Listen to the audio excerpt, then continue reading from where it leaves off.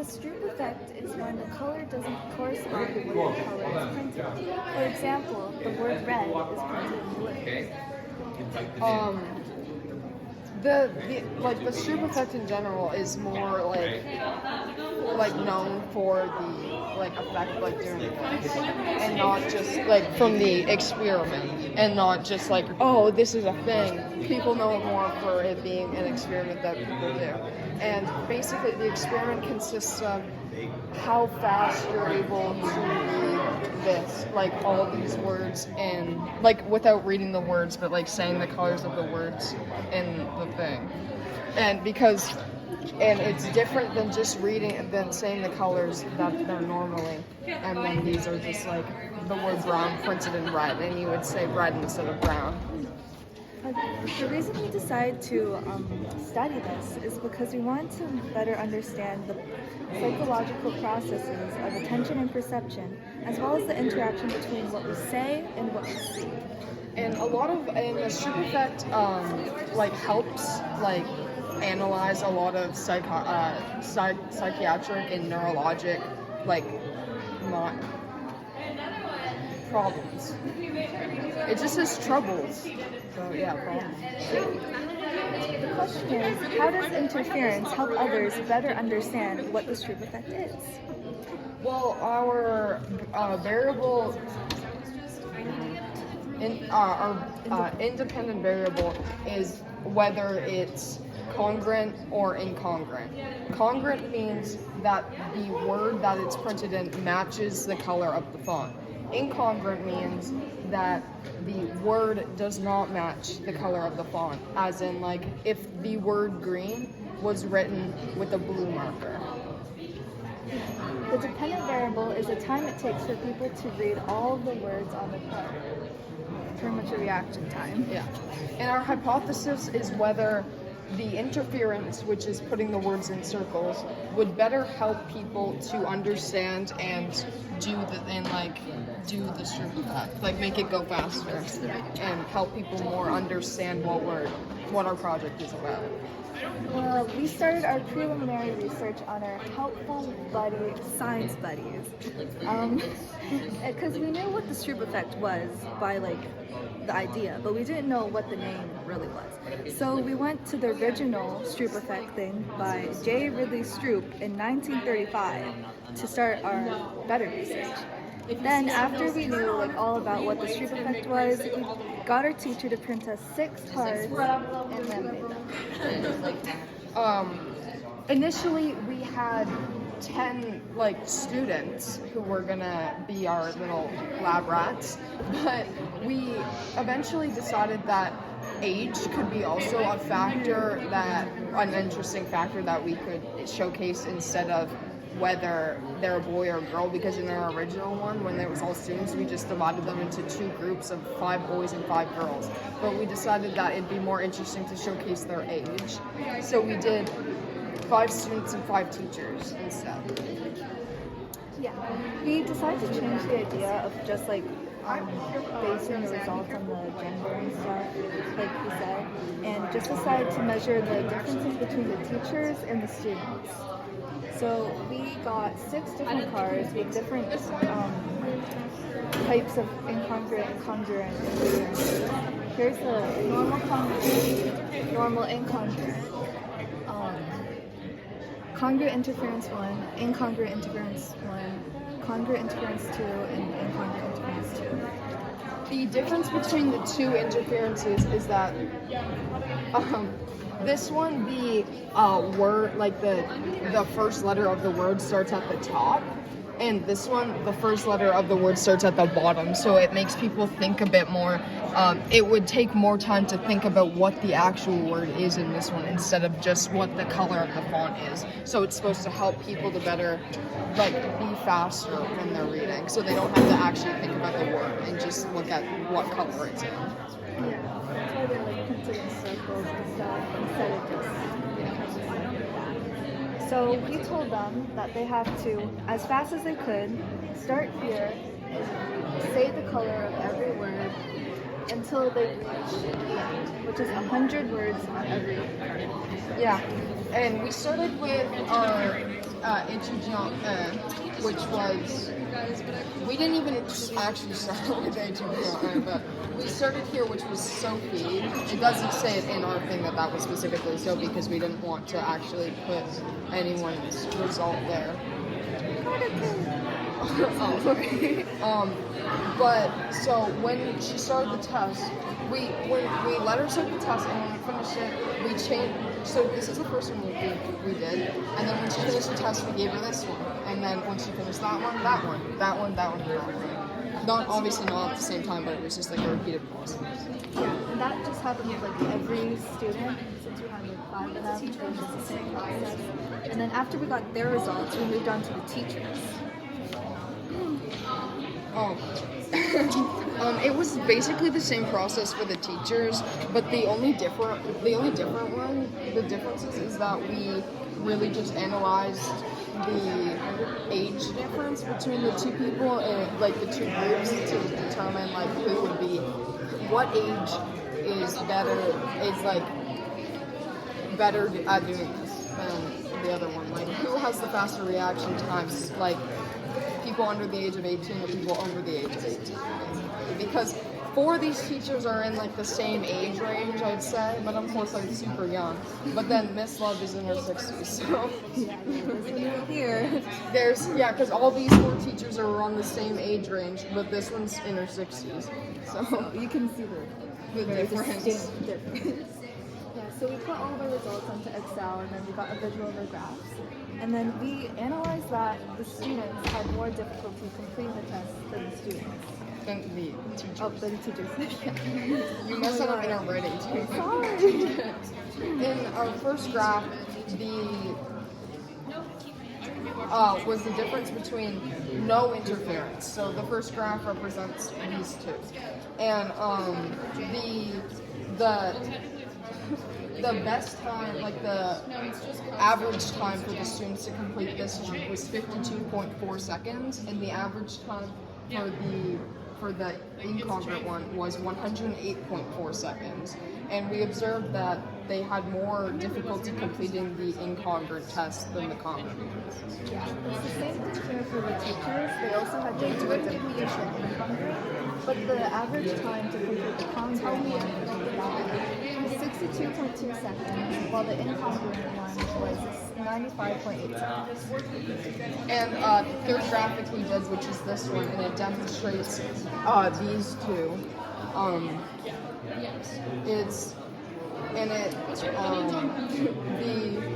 The average time for them to complete the congruent one was 61.4 seconds, and the average time for the incongruent one was 98.6 seconds, which is better than this one. And here for the teachers, the average for the congruent was 55.8 seconds, while the incongruent was 78.2 seconds for the incongruent. We also, between these two, we also like still found difficulty with the incongruent tests, but the fourth graphic, which is that one,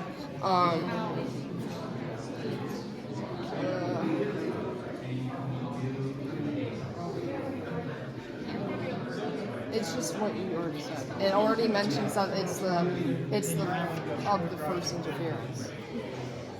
Okay. Do you have another card? No, not for this stuff, You but don't have 23? okay, here.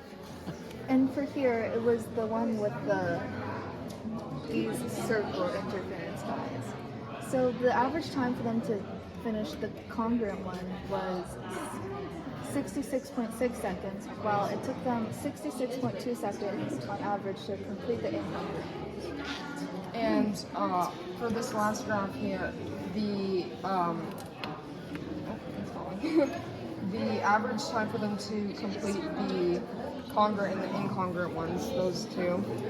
For congruent, it's 64.6 seconds, and for the incongruent, it's 85.4 seconds, which is still lower than this one. So it proves that the incongruent here is easier, this one is easier to do than that one and that one. We came to the conclusion that all of the teachers perform better than the students. And you go. And we just determined that like all of them had difficulty with the incongruent ones, and just like with the exception of one student who had a lower time on this one than did that one. There was two teachers here. Yeah, Slav and Warsaw. Yeah. Do you have 25?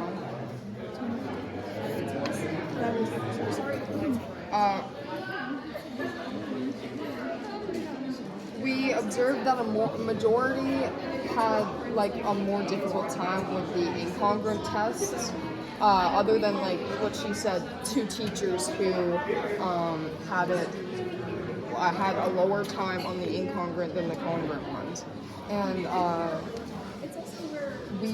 we analyzed that teachers 1 and 5 and student 3 had the incongruent ones flat faster than the normal congruent ones. The Stroop test that uses the Stroop effect is a measure of inhibition of executive functioning, cognitive interference, selective attention, and cognitive flexibility, as well as the functioning of the frontal lobe. When colors and words don't correspond with each other, the brain has to work harder to filter out the different signals. Yeah, and it tests the scientific measure whether you can concentrate on only one piece of information when you're given more than one at one time. And it's basically testing if you're able to ignore other things and only focus on one thing at a time. So like if you were doing your work and someone was in your ear going, yeah, yeah, yeah, yeah, yeah, yeah, and you're basically trying to just focus on what you're doing and tune out that voice in the back. So as you're reading these ones, you have to say, if the green's printed in brown, you'd have to say brown. So what people would have to do is that they would have to just think brown immediately and ignore the words printed on the page.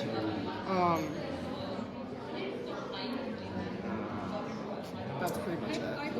Some things that we could have done differently with this whole experiment was cut the amount of words there were on the cards to instead of 100 have 10 or something like we were supposed to. But yeah, because that would have made it much quicker to get through everyone, and it would probably give us more precise. And be easier. Yeah, much easier for the volunteers. And a second thing that we could have done to make it easy, to change everything would be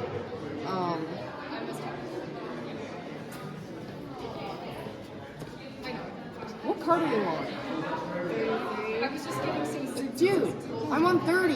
Stop going ahead of me. Do you have one of my cards?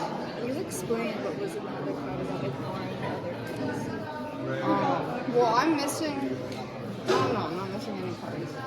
Okay, well, this isn't about our thing. Oh, that was why it's. Oh, so I can skip it?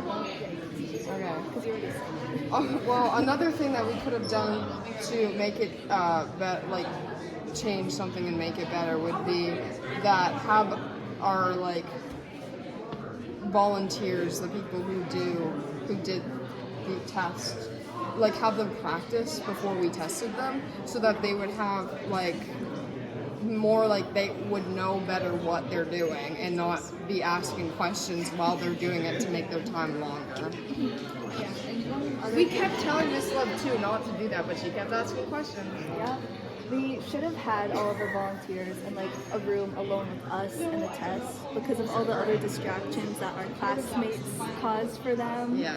And so that we can just concentrate on finishing the test. And it would have really improved the accuracy with all the results.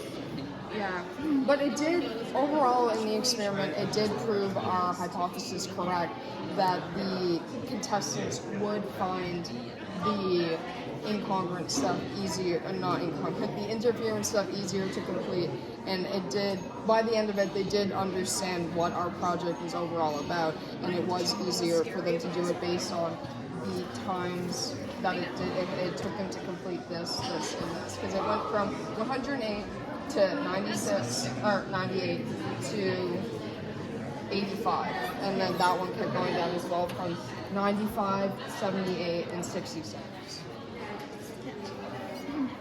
We also thank you for listening and for all of our volunteers.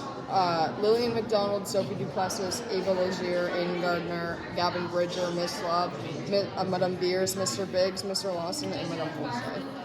That's it. Show the French card. She had to convert. Yeah, I this. know. Well, yeah, all of them are in French.